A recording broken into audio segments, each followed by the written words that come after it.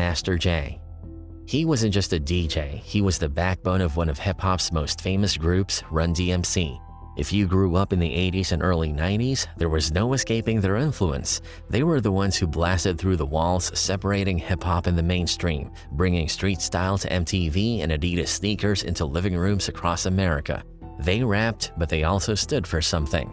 They had clean images, stayed away from trouble, and openly rejected the drug culture that ran through much of the industry.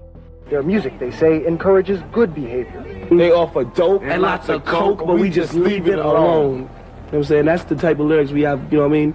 Our lyrics are so positive, you could never blame it on us. But the music industry isn't a lifetime contract, and fame doesn't always translate into forever money. By the early 2000s, Jay was in serious financial trouble. Bank accounts that once overflowed were now dried up, and the shiny deals of the past were long gone.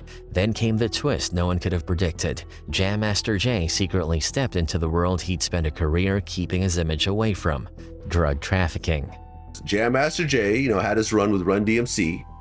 And, he got into music production. He had like Onyx, and he originally signed 50 Cent and so forth, but the money started getting low. He started selling drugs, allegedly through Southwest T. Southwest T was his provider from BMF. Using his connections and influence, he allegedly put together a deal to move 10 kilograms of cocaine to be distributed in Baltimore. It wasn't a side hustle, it was a high-stakes play that brought in high-stakes enemies, and one of those enemies was a close friend. Ronald Washington, someone Jay had known since childhood, had fallen on hard times. He was reportedly living on Jay's sister's couch, broke and bitter. When Jay made moves on the Baltimore deal, Washington expected a cut, but Jay cut him out, and that pushed Washington over the edge. Instead of accepting the decision, he allegedly teamed up with another close figure, Jay's godson, Carl Jordan Jr.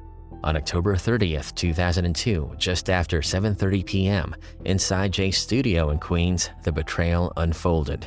Jay was sitting comfortably, playing a video game, but his killers were already inside. Washington blocked the exits, threatening witnesses. Jordan stepped up to Jay calmly, exchanged a half-greeting, then pulled the trigger. One shot to the head, point blank. Jam Master Jay died instantly. We begin with a fatal shooting of a rap music legend. The shooting tonight in a recording studio in Queens, taking the life of the man known as Jam Master Jay. His real name, Jason Mizell. The case dragged on for years without resolution.